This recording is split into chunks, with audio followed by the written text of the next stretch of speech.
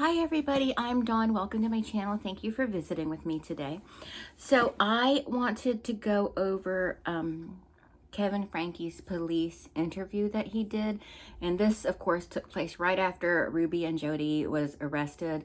And so his attitude, his behavior is much different than it probably is today. Now, I think the guy is just a jackass, and his demeanor, his personality, everything is just kind of douchey.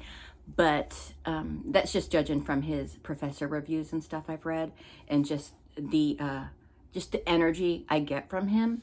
But he's that way in this interview too. He comes off that way because I think that's just his personality. He's just not a pleasant person for the most part. But I'm going to read my notes because I took a lot of notes while watching it, but I'm going to show you the clip, and then I'm going to talk to you, and I'm going to review my notes while I talk to you. So forgive me if I'm looking down a lot, because again, I know I say this a lot. My brain, neurological issues, I forget a lot. And so I'm getting actually better at remembering what I write, like remembering script wise. So I'm not reading off of what I'm trying. I haven't even written a script. It's just notes, and then I build on the notes. But I just like to mention that every time, so you don't think I'm just like, I don't want to look at you. You know what I'm saying? So forgive the glare from my glasses. I'll try and position my head so it's not too bad. And yeah, so we'll just get started. So I'm gonna just show you the first clip. Now I'm not going over the entire interview, just certain clips I wanted to discuss. So here's the first clip. So are they all living with you, or? No, I haven't seen them for over a year. Any of them? No, none of them. For a year? Over a year. Okay. I've been in a separation. From who? From my wife and family. What's your wife's name? Ruby. Ruby. When's the last time you saw Ruby? The last time I saw her Yeah. was the 18th of this month. We met she requested me to sign over vehicles, or the titles to the vehicles, the vehicle that she drives, that were all in my name. When's the last time you physically saw? The day that I moved out, July 24th, 2022. 24th of 2022. Or July 25th, July 25th. So it's my understanding that at least home here in Kayenta and Ivans, have you been to that home? No. You've not been to that home? No, I don't know. I don't know what's anything that's been going on. Like, this is good, man. Like, I would love to be able to help you out with this, and like, I'm seeing the light of being in this home because I'm unaware of your involvement in what's really going on. So for you to say that you're unaware of the status of your kids kind of makes, I know that sounds kind of crummy to you, but it sounds kind of good to me. Like, who lives in that home with your, is it ex-wife? Is it currently a separated wife? Like, who lives in that home with your children? To be honest, I don't know. I know that she's there with 4 of the children, and our 2 older children have moved out. They're not at your home in Springville? And I'm not trying to trip you up. I can see you're hesitant to talk to me. I understand that. Well, where I live, no, Yeah. I haven't seen them for over a year. Okay. So Kevin hasn't seen his kids in over a year, and my thoughts on that is, we know from what we've seen, like on Swoop and stuff, the interviews done with other people that Jody had worked with before, how she had a big part in pushing the husband out of the marriage, like getting him away for some reason, wanting to isolate the wife. You can have your theories on why. I have mine, for sure. And despite how you may feel about Kevin, Jody did use her very deceitful manipulation to, her tactics to get Kevin out of the picture. And we know that from how she did that with the other couples in the past, where the husbands had come forward. And we know that she was showing these women, teaching them, telling them ways to keep the man gone, and convincing the wife that he had to be gone. He has to go because of he's dangerous to have around your family. But he should have been more of a man. I think Kevin should have been more of a man. And I know that eventually there would have been police involvement and stuff, even if he's not being an aggressor, like what happened with that one gentleman whose name escapes me, but they just took his daughter out of his arms, but he didn't know that. He could have fought for his kids a little harder, I think. He should have kept up with his children and done everything in his power to see them, to keep up with them.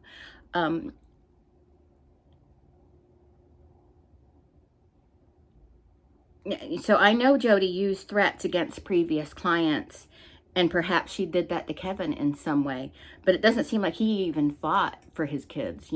Ruby told him to jump and he asked how high. Ruby wore the pants in that family.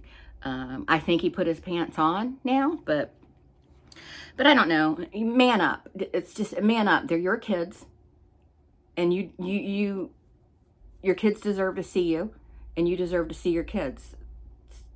They wanted him away because Jody had a devious plot in mind. She had devious plans in mind for Ruby and for her kids. It's a game to her. It's fun to her. That's what I get out of Jody. She gets off on this. She wants to say, she was sent by God and God speaks to her, and that is bullcrap. She is demonic, and she gets off on hurting people emotionally and physically. We know that from Jessie, from her niece. And maybe that's easy for me to say, that he should have manned up. But regardless, it was his job to protect his children at all cost. That's how I feel. And I went on a little tangent about Jody, and I'll probably go on several of those. And Jody is not fully to blame in this. And I know that, and we're going to talk more about that later in this video as well. This is probably going to be a long video, so I apologize for that in advance if you don't like long videos. That's tough. I can only imagine how that feels, man. I got kids, and not have seen them for that long. That would tear a little piece of my heart out. Of age to drive. Does she drive? I don't know. Okay. Like I said, I know nothing that's going on So- in their lives or anything going on. How did you find out that you needed to come here to 55 North Main Street? I received a message that I needed to come pick up my kids from the police department in Highlands. And who was that message from? Well, I prefer not to say right now. It would just help us a lot. I'll try to figure out who reached out to you, because it makes sense that that would happen. I'm just not aware of anyone who did that from our department. Right. And I'm not comfortable saying right now who reached out to me. Okay. Okay. So He's so stoic. It's like he doesn't even care. I know at this point in the interview, he has no idea what's going on. He has no idea what's happening. So maybe he's remaining cool and calm. Maybe he's just a calm person, but he has no idea at this point what is going on with his children. None. But he's really not concerned in the slightest. I would be like, why was I called here? Because they didn't call him to the police station. He went there to pick up his kids. And then they decided, well, let's talk to him. He's protecting his whack job wife at this time. So he thinks, by not saying who called him, because I think we know now that it was Ruby that called him. But I know this is just the beginning. They just got arrested. This is the beginning. He doesn't know anything yet. And during your marriage, how was disciplining your kids? How would you discipline your kids? Yeah, I'm not going to answer that question. Okay. he's not going to answer that question because he knows the answer will make him look as guilty as Ruby. And after reading that journal, even before that, we knew those kids were severely mistreated. Even before Jody's influence. Jody is guilty, and she doesn't deserve a break in any manner whatsoever. Don't get me wrong, but Ruby did a lot of it based on her journal. She did a lot of that on her own without Jody's influence, at least according to the way the journal was written. Not a lot of Jody's influence. Jody definitely was mentioned a lot in the in the journal, and definitely had influence, but Ruby had her wits about her. And Kevin knows if he's honest about the discipline, he could be nailed too. You know, they could nail him too. I don't think necessarily, because they're not really investigating that ABUSC that took place in the 8 passengers videos. They discussed that, and that may come up in family court, but that's not part of this crime. Yeah. That's fine. Have you been since separated, or since they lived here in the city of Ivins? Have you communicated with your wife regarding like discipline with your kids, or their care, or their physical well-being? No. So is she doing this on her own and just telling you how your kids are? She's not telling me anything about the kids. Who's this? And I do believe that. The fact that he refuses to answer certain questions tells me he's either being honest when he answers the questions that he does answer, or that he doesn't know what they already know. Like, he's answering what he thinks are the safe ones, but I do believe he didn't know how his kids were being disciplined at Jody's home. I do believe that. Because if he was lying, he would probably just go ahead and answer all the questions, or refuse to answer all the questions. Who's this female Jody that your wife lives with? Do you know a female named Jody? She is a therapist and a life coach, I know. And she's... Do you respect her? Do I respect her? Mm-hmm. Yeah, I think she's a very honest, truthful person, yes. Okay. You place value on Jody? I don't know what that means. Like, do you value what she says and how she treats? Is your wife a client of hers? Is your wife a partner of hers? Is your wife a roommate? So we know his opinion of Jody has changed since this interview. Because remember, this interview is right after the arrest, and he doesn't know of all what's going on yet, supposedly. And he thinks very highly of Jody at this point. Yes. Okay. Are you aware of the physical condition of your children?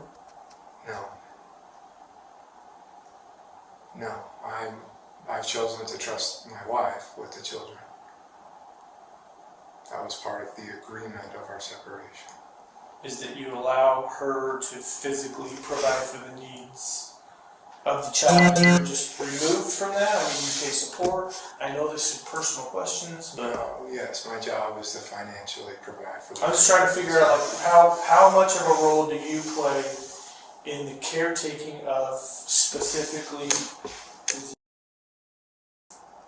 of those 2 kids? I pay the bills. Okay. With my job, I provide the money, goes into a shared bank account, and that's my only involvement. So I believe this also. I don't think he knows at this point the severity of the 2 youngest in question's condition. I think when this started, he was on Ruby's side. But as stuff started coming out, he started realizing he was suckered by Ruby and Jody. He was suckered by them. He was deceived. And eventually he filed for divorce. And don't get me wrong, he's a jerk. I get jerk from him. I get the jerk vibe right off of him immediately. But I really don't believe he knew the condition of those 2 younger children. And I feel as he learned more, he turned more against Ruby. And the reason he didn't answer the question earlier about how the kids were disciplined, he knew what they did was bad. And it got worse after he left and the kids went to Jody's. You obviously. She is an honest, I know her to be an honest and a trustworthy individual. And so, yeah, I trust her. He's talking about Jody here. Boy, he was duped. He was duped by that. She is a piece of crap, garbage human being. She's a demon. She is a demon. They were trying to get the demons out of these kids. She was the demon. Ruby was the demon. Those women are demonic. What they did was absolute evil. And I may not be the most religious person in the world, but I know that God is not evil. God is love. What questions do you have? Oh, I want to know what's going on and why I was asked to come down and pick up my 2 kids. Well, And a lot of that kind of hinges on who asked you, because if we had been the one, like, I'm not going to say you fib, but I'm confident a cop didn't call you because we wouldn't have wanted you down here at this point in our investigation. So, having said that, I think it's time we be honest with you, right? Sure. No, and I didn't lie. You're Someone contacted me, but I don't want to You said say without someone from your office, but okay.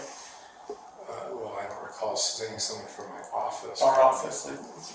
No. someone, yeah, so we don't know who called you. So That's right. if we knew who called you, then we could help you. It would make more sense. But Well, I don't know the legal ramifications of implicating individuals who contacted me, and so without a lawyer here, I don't want to answer that question. that's okay. I But appreciate you want to know specifics of the case, which we can't share right now because it's under investigation. So I see. yeah, so we would like to ask questions about where you found out, but we'll respect that if you don't want to share that information. But I am curious, when you guys had the previous 8 Passengers YouTube channel, you guys got a lot of heat for neglect and people commented those things on there. Why were they commenting those things? That's a good question. We had a son who was acting out in very selfish behavior. And none of this is strange or odd. You could get on YouTube and find out all sorts of stuff on this. It's like a double-edged sword. Whereas the question is, what do you believe, right? Yeah. There was even an article written in Newsweek magazine in 2020 on it, or was it Newsweek? No, Business Insider, where we were interviewed, and we were pretty straightforward when we talked about it, and we shared our piece in that. Basically, it boils down to he was being very cruel and mean to his siblings that he shared a room with, and so we removed him from the room. And we said, you can sleep anywhere you want. Sleep on the couch, sleep on the pull-out bed, sleep on the floor for all we care, but you're not sleeping in that room with your brother. He chose to sleep on a beanbag. So 9 months later, he had made a lot of changes in his life. And he was ready to, and we had moved by that time. And so we had a new house, and he was ready to move into his own bedroom. Made a video about it.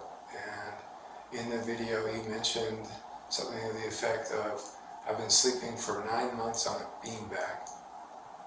And that is what all the uproar was about. So that's not all it was about, Kevin. And you know that, boo-boo. It was not all about Chad sleeping in the beanbag chair. It was about using food or denial of food as punishment. It was about outright cruelty to the children, humiliating the kids. Granted, most of it was done by Ruby, but Kevin let it happen. He should have been a man and put his foot down. Because I feel sometimes he wasn't always there for it. But I think that he as the man of that family. Not saying, oh, men are all powerful, but I mean, sometimes a man's got to be a man and man up, you know? That's just how I feel. Was that part of your guys' reason for separation after you guys ended 8 passengers? Was that part of the reason? The reasons are because of ways that I treated my wife, and some of my own addictions that I was working through and seeking help on with pornography. Thank you for sharing that. And I've made some wonderful progress. Like, is that something you came to the realization that you needed help and weren't doing things right, or is that something that like Jody helped you guys recognize that maybe Ruby needed more? I'm trying to understand her involvement in your guys' life. She's my focus, so just to be honest. I understand, and I can perceive that. Jody and Ruby have a close relationship, and Jody saw the need for me to get help, and frankly, I agree. The space has been exactly what I need to face, my own addictions and receive the support and help that I've needed. And so this space has been very, very good for me. Mm-hmm. I don't know how he treated Ruby. He's so arrogant. It could have been anything, but I seriously doubt he had an addiction to that type of material. YouTube doesn't like that word, so I'm not going to say it. So that thought was planted by Jody, because she had planted that thought in other clients' heads as well. She's sick and she's obsessed with making people think, particularly men, that they're addicted to that kind of material. And he probably, at the most, has a healthy appreciation of it, but I doubt he's addicted to it. That's a classic Jody move. She hates men and wants to turn them all into perverts, and she wants the wives to turn against them. So she uses that. That's why she would have those meetings where she would separate the men from the women. She wanted men to think anything they did was perverse, and anything was that type of material. That rhymes with corn. Anything was that type of material if it elicited, a certain type of response. It was that type of material, according to her. A beautiful woman walking down the street, that's that type of material in Jody's mind. And it's actually, she knows better, but this is just a manipulation tactic of hers. The brainwashing is so disturbing. It's scary. And he is a victim too. Definitely to a way lesser extent than his children, but still. And he should have stood up. He should have man up, but he is a victim too. And all those other men that she manipulated and ruined their marriages over, they were victims as well. So when you stated that you and Ruby had this no contact that you guys just verbally agreed upon, was that an idea given by Jody that she recommended you guys have that space and not contact one another? I'm not aware of that. The invitation for me to leave and take space was from my wife. Okay. But that was while Jody and Ruby were friends and collaborating and doing podcasts and Sure. Jody was completely behind it, manipulating Ruby like she manipulated other wives. And he figured it out after everything started coming out. He figured it out. I mean, he was a college professor and he's an engineer. He's not stupid. He's not an idiot. And there's an article, Ruby Franke's husband tells police bizarre tale of how Jody Hildebrandt upended his life, pushed him out of his family, and it was published on March 22nd, 2024. And I just want to read the article to you. Now, I understand that y'all are perfectly capable of reading the article yourself, but since I have it right here, I'm going to just go ahead and read it.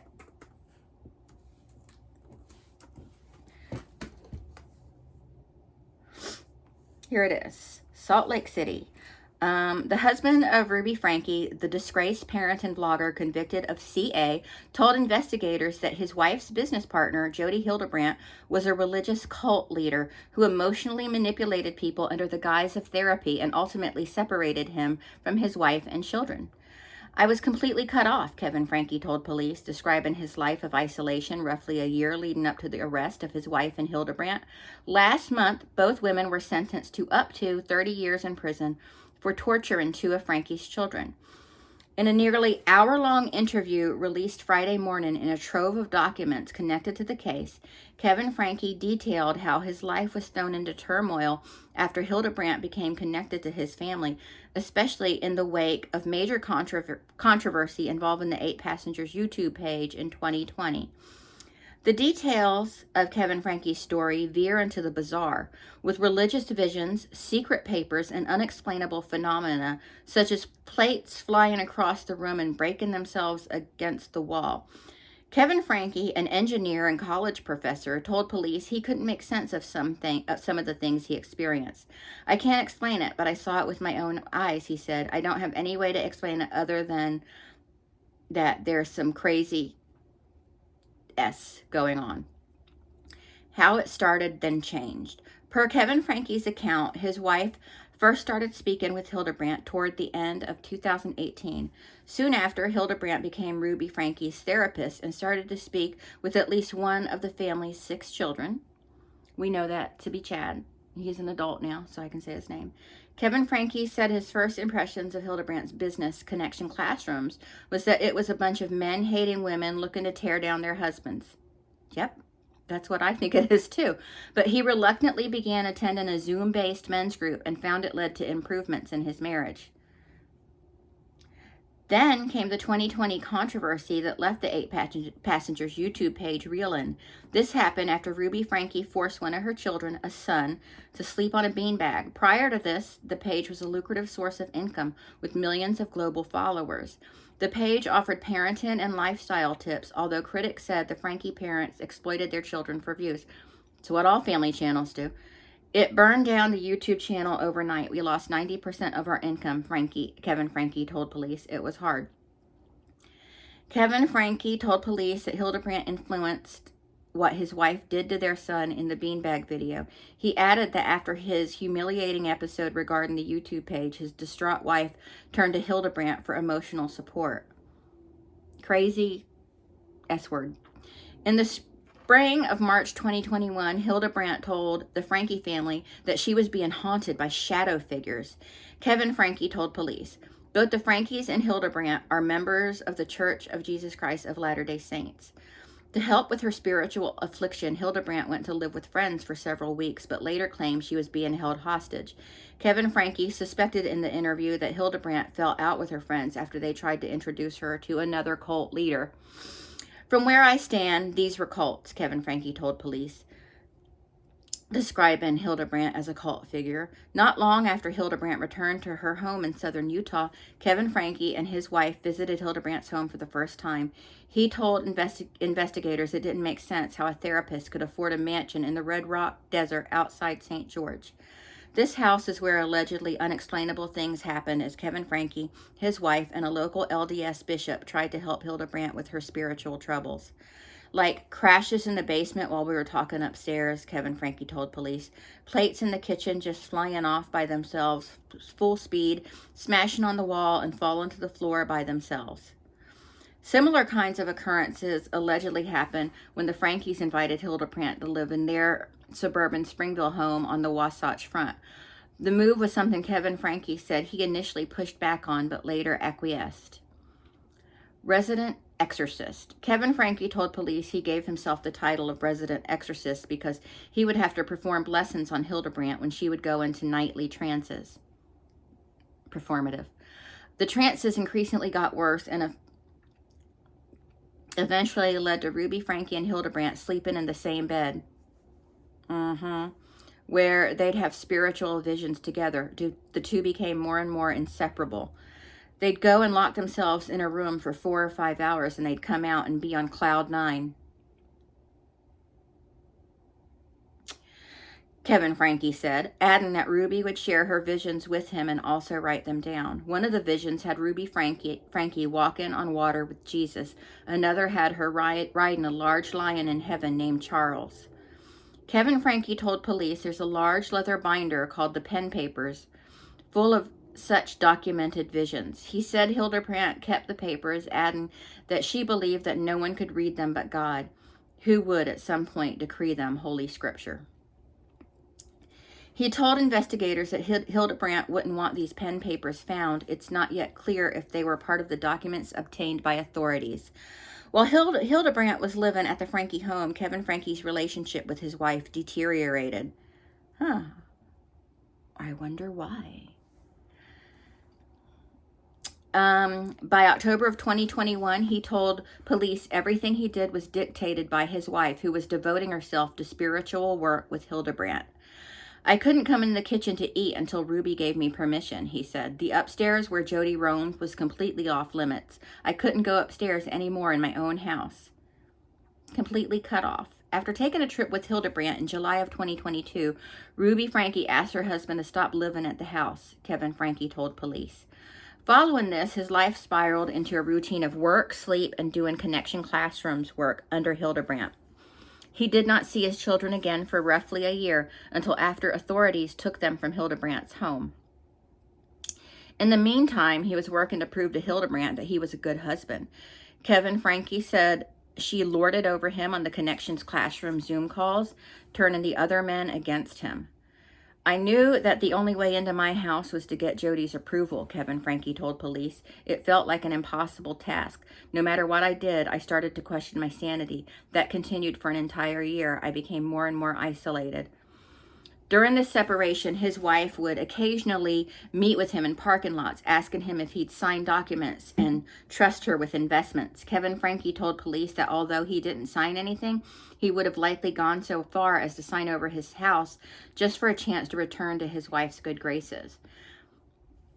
That's how messed up I was, he said to investigators. I cannot describe to you what torture and hell it was to live in complete isolation. I wonder how those children felt. Divorce, restitution. Last November, after his wife and Hildebrandt were arrested and charged with child abuse, Kevin Franke filed for divorce. Earlier this year, he asked a judge for restitution from Hildebrandt on behalf of his children as she was trying to sell her multi-million-dollar home. In February, the judge ordered that Hildebrandt can sell her home, but stipulated that money must be set aside for the 2 abused children. I agree with that. She should be paying restitution, as should Ruby, personally, if you want to know the truth. But so that was the article. I just wanted to read that to y'all because I felt it made sense in this part of the video. Well, you're the custodial parent of these children. I don't see why we can't explain to you why we're involved. So I don't recall the exact time, but sometime before 11 o'clock today, we received a phone call from 911 on our dispatch that a 12 to 13-year-old boy was knocking on doors in a neighborhood asking for food and water, that he was severely emaciated, that he had... What does emaciated mean? Skinny, scrawny, malnutrition, not enough food, not enough water to sustain life. So he had... I'm sorry, what? He had duct tape on his extremities, on his hands, on his ankles, and those were covering rope burns that were used to tie him down. Take a second and think about what I just said. That's the condition of your son.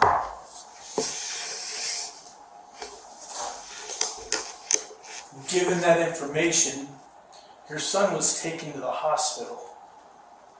A warrant has been applied and granted by the Department of Child and Family Services to remove both from your wife's care. So no one right now is going to have access to these two children based on their physical condition. Do you understand that? I understand. Would you condone that behavior? Would I condone that behavior? That's my job. My job is to find out your knowledge of the treatment of these Based on your precious description, children. no. But again, I don't know the details, or I don't know what's going on. But as you described that sounds Horrible. Disgusting. No human being should be treated like that. Okay. That's my thoughts. But again, we might be different on that.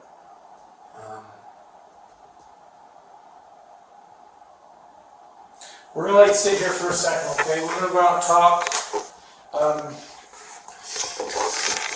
I'm not saying you're still not free to go. Are you under arrest? Absolutely not. We just have lots of questions that we need to figure out. Lots. Okay? Okay, because... Your children are under medical care right now. And what does that mean? And it means that you don't have access to them. My understanding is that they are, what is that? They're in the custody of DCFS. And they will be for the next 7 There's a medical hold on them right now. So for at least the next 72 hours, based on our understanding. At least the next 70. They're in observation. They're being watched. DCFS is going to provide you that information, and they can better answer your questions along those lines.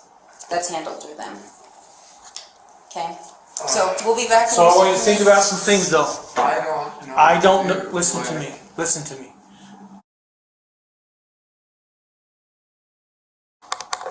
I want you to think about that for a minute.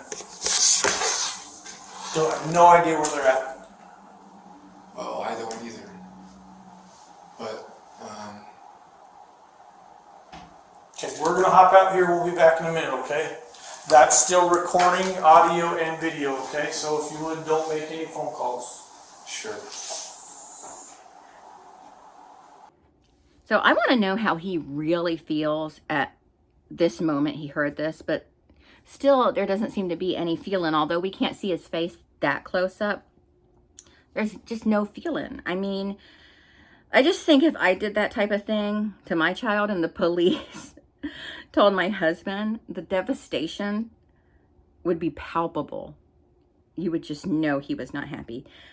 And I know everyone is different. I know that everyone is different, but my God, Kevin, express some kind of warmth for those children, some kind of caring, something. And this could be a detachment since he hadn't seen them in over a year. I don't know. But I know this is at the very beginning, and he's probably very confused. His mind is probably racing, but I don't know. What's going to happen with my wife? I love my wife. I don't know. I'm being honest with you. I don't know. Haven't had an interview with I you. don't have those charges against my wife. Possibly.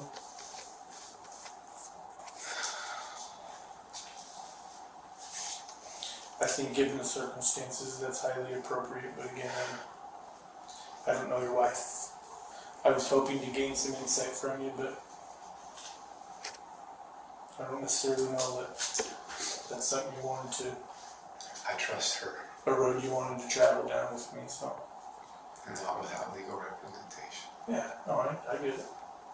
But I love my wife and I trust my wife. And so, I mean, this feels like getting run over by a steam truck while you're sharing with me today. Yeah, I can tell you're caught off guard. There's some emotion. He probably wasn't expecting to hear something like this, for sure. He wasn't expecting this. I thought I was just coming here to pick up my kids, and for what, I don't know what or why, but was planning on taking them back with me and just. I mean, I'd love to have a candid conversation with you. I just don't know how it's going to be received by you. I don't know you, but I can tell you my perception of how this happened. Well, I'm Whether you value interested. that or not, it's Look, I'm interested in facts, but again, at the same time, I'm interested in all the facts. But you understand our facts. Our facts are that you have a child that is emaciated, malnutrition,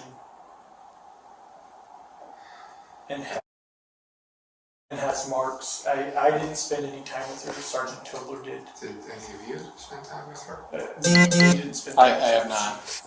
We haven't She seen went her yet to- today. She was requested to go to the hospital along with, based on their condition.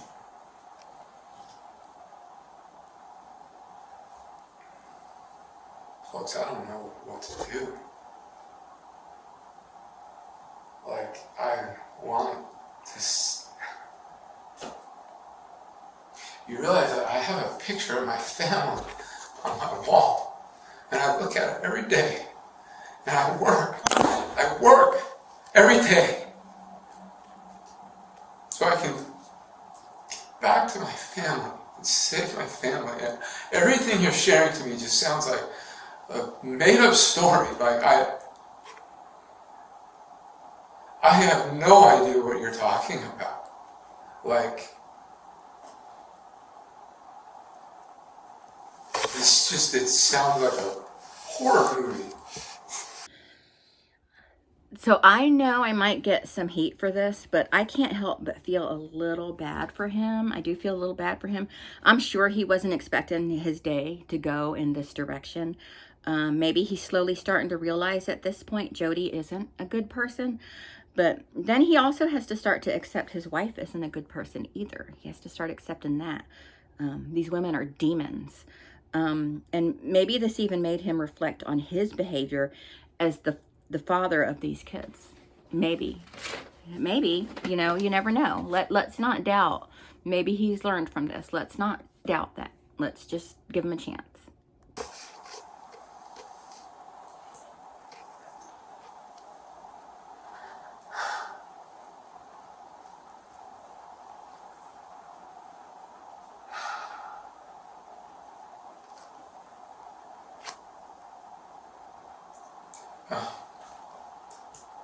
And I get you're all doing your jobs. I get it. I understand. And this is my life.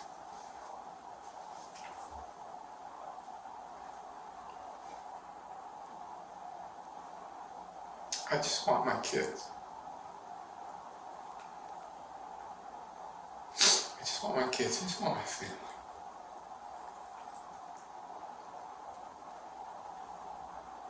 We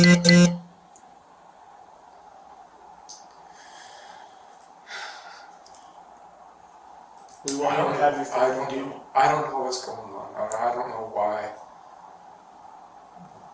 these things that you described happen. I don't know. It's almost like I want to say, I'm sorry, you must have somebody else. Because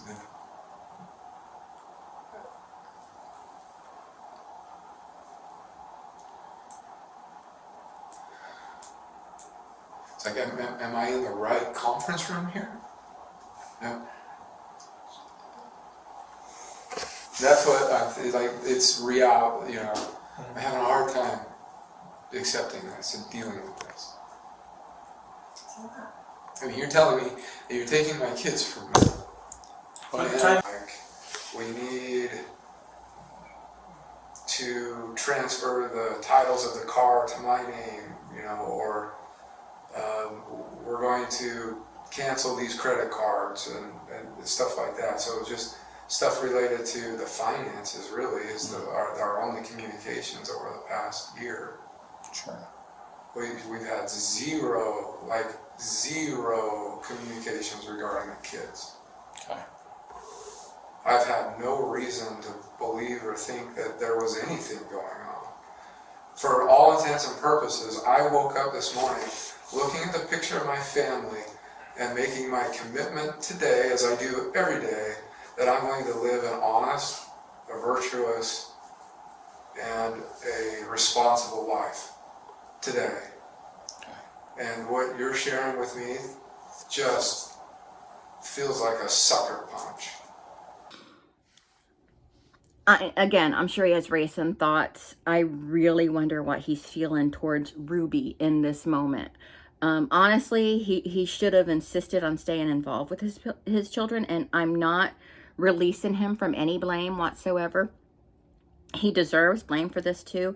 Maybe he didn't do any of it, but part of him had to know Ruby was not stable. She was an unstable woman. And just imagine. Brianna, do you have questions? So, Okay. If I still have a family, Yeah. and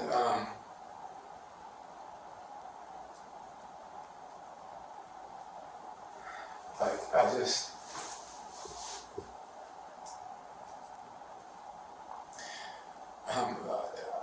I don't know what my plan. My plan is to go to God Sure. and to figure this out. Right. And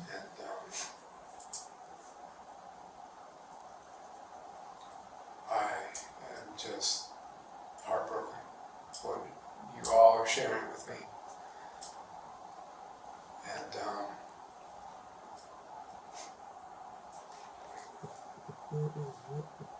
I feel responsible. That's what I wanted to hear. He feels responsible, and not because I want to beat him up. I don't want to hear this because I want to beat him up. I just want him to acknowledge it, and that he feels responsible, even though those are just words and he's just saying this. That gives me a little bit of relief to hear that.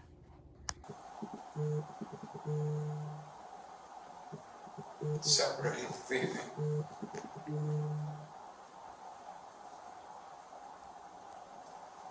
It hurts.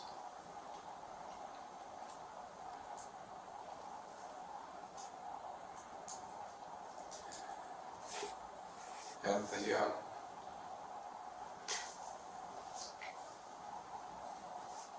I wish I was a better husband.